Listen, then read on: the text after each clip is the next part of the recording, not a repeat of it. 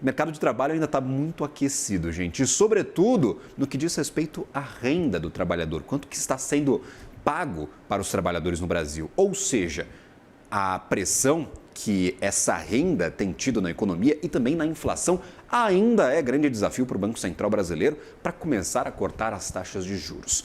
Uma pesquisa da XP mostra que a renda das famílias deve crescer 4,5% neste ano. E sobre este cenário, converso agora com Rodolfo Margato, que é economista da XP. Seja bem-vindo à nossa programação, Rodolfo. É um prazer tê-lo por aqui. Bom dia. Muito obrigado, Gabriel. Bom dia. Apesar de taxa de juros em 15%, o mercado de trabalho não deve dar folga neste 2026. A gente ainda vai ver desemprego muito baixo no país para estes próximos meses, Rodolfo? Sim, é essa a nossa visão. O mercado de trabalho continuará aquecido, apertado, com a taxa de desemprego rodando ali perto das mínimas históricas. A gente projeta entre 5,5% e 6% em 2026, nas nossas estimativas, já descontando os efeitos da sazonalidade. O indicador fechou ano passado em 5,3%, um patamar ah, bastante baixo.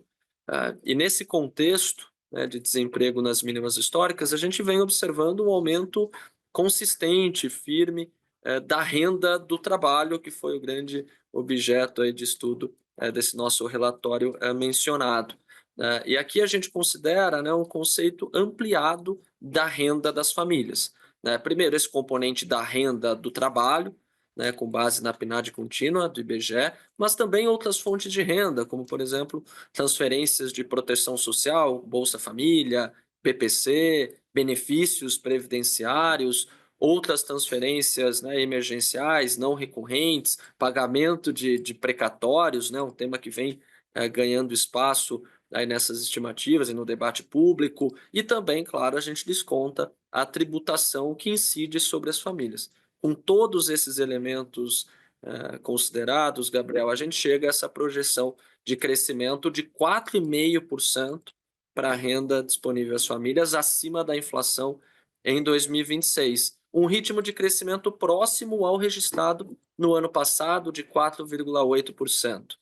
Então, sim, é um cenário de mercado de trabalho aquecido, isso deve persistir, impulsos de renda, do mercado de trabalho, mas também de outras fontes. E como você mencionou, aqui há algumas avaliações.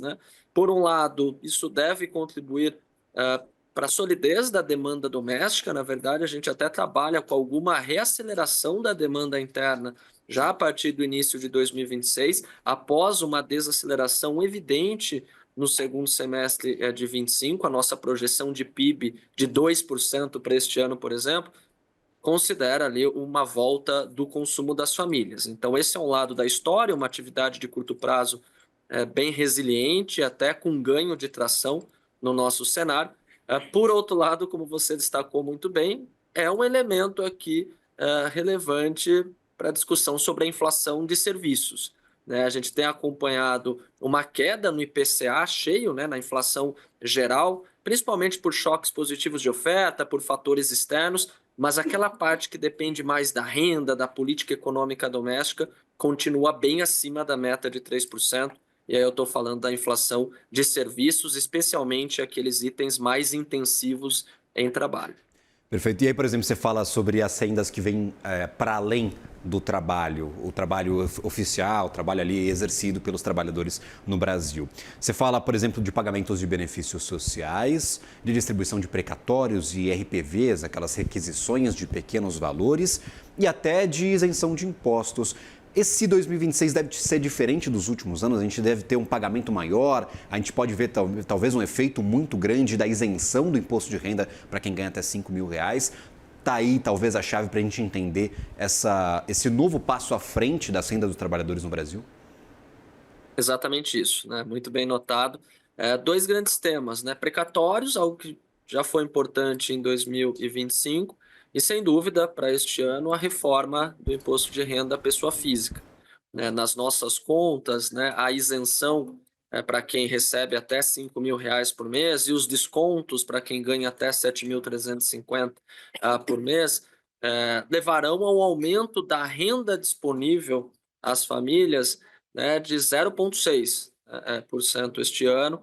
Traduzindo para PIB, isso representa um aumento entre 0,2 e 0,3 ponto percentual a taxa de crescimento anual, né? Então é algo relevante, né? Você tem uma isenção ou descontos tributários, isso amplia a renda no fim do mês, né? A renda disponível às famílias também não deixa de ser um impulso aqui ao consumo. Então, acho que essa é a grande novidade nas nossas estimativas de renda disponível. No caso dos precatórios, sim, até a gente projeta um aumento, né, um total de 68 bilhões de reais em 2026, né, mais perto de 80 e poucos bilhões de reais no ano que vem, né, mas acho que a grande novidade tem a ver aqui com essa reforma do IR, que já a partir do início de 2026 vai representar aqui mais renda, né, para famílias de baixa e de média renda, né, indivíduos que têm uma propensão marginal a consumir alta, como a gente diz aí no Economês. Então, uma taxa de poupança relativamente pequena, boa parte deve virar consumo, isso deve representar, sim, um impulso para a demanda. Acho que essa é a grande novidade. E falando sobre o componente de tributação, nos anos anteriores, a gente observou um crescimento médio de 5, 5,5%. Isso acaba retirando renda das famílias. Neste ano é diferente. A gente projeta uma queda na ordem de 2%. Então, mais um elemento para contribuir para essa disponibilidade de renda. Aumento da renda, aumento da demanda interna, depois de uma desaceleração no ano passado, e uma previsão de crescimento de PIB que está ali em 1,7% no relatório de vocês. Você fala agora em 2%, tendência que a gente veja o Brasil até crescendo mais do que isso, a tendência é de alta para as projeções de crescimento. E claro, a que fatores estas projeções de crescimento do PIB devem estar sujeitos para os próximos meses, Rodolfo, por favor. Certo. Quando a gente publicou o relatório de renda disponível, a projeção de PIB ainda era 1,7% com viés de alta, né? Hoje pela manhã, coincidentemente, nós soltamos o Brasil Macro Mensal, que é o principal relatório aqui econômico do time da XP, já com essa revisão para o PIB aí de 1,7% para 2%, né? Então a gente já vinha falando do viés de alta e a gente materializou no relatório mensal aqui de fevereiro. Então, sim, um crescimento mais forte, muito devido a essa dinâmica de mercado de trabalho aquecido, mas também por alguns estímulos, né, até no crédito, né, que a gente vem observando, alguns programas governamentais que também devem fornecer sustentação à demanda interna, pelo menos no curto prazo. Posso mencionar aqui alguns, então, programas voltados ao setor da construção, como reforma, né, reforma residencial, né, o Reforma Brasil, o novo crédito imobiliário, ampliação de limites do programa Minha Casa Minha Vida, com impacto menor, mas também é importante mencionar programas como Gás do Povo, Luz do Povo. A gente imagina uma aceleração dos investimentos, né, dos gastos de governos subnacionais este ano, especialmente dos estados, alguma aceleração das concessões do crédito consignado para trabalhadores do setor privado e uma expansão no crédito direcionado PJ, algo que a gente já vem comentando aí desde o final do ano passado. Enfim, tem uma série de estímulos do lado da renda e do lado do crédito. Pelo menos no curto prazo, isso deve influenciar o PIB de 2026, por isso a gente projeta 2%, mesmo com a taxa de juros ainda em patamar bastante elevado.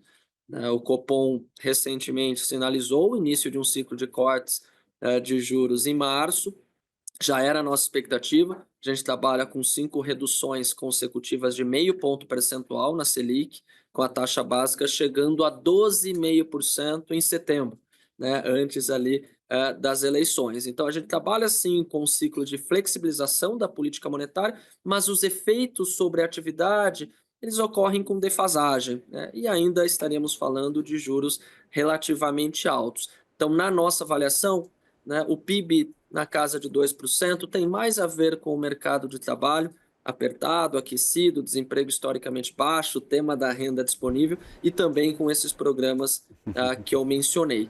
Então, talvez a gente observe, né, no mercado financeiro outras revisões para o PIB, mesmo com dados fracos no final de 2025. Né? A última bateria de indicadores até decepcionou, mas a gente imagina essa reaceleração a partir do início de 2026. E no caso da inflação, aqui um comentário rápido, a gente reduziu a projeção de 4% para 3,8% este ano. principalmente devido a fatores globais, né? A gente está vendo uma taxa de câmbio mais apreciada, as commodities na média aí de preços globais em patamares reduzidos, condições climáticas ainda favoráveis, produção agrícola recorde, China que manda desinflação para outras regiões, enfim, fatores externos têm contribuído, né, para uma inflação mais baixa no curto prazo, o que a gente chama aqui de um choque positivo de oferta. Então foi uma revisão com atividade econômica um pouco mais forte e inflação mais baixa, que geralmente não é comum. Vamos ver se essa atividade consegue se aproximar das projeções do orçamento de 2026, que contabilizou ali nas contas de quanto deveria crescer o orçamento, com um crescimento de 2,4%. Então vamos ver se a gente chega nesses 2,4%, que foi a média para as nossas contas, para quanto que a gente vai gastar neste ano. Rodolfo Margato, economista da XP, sempre bem-vindo, meu caro, à nossa programação. Um ótimo dia de trabalho a você e a toda a equipe. Obrigado, Gabriel. Desejo mesmo. Valeu, até a próxima.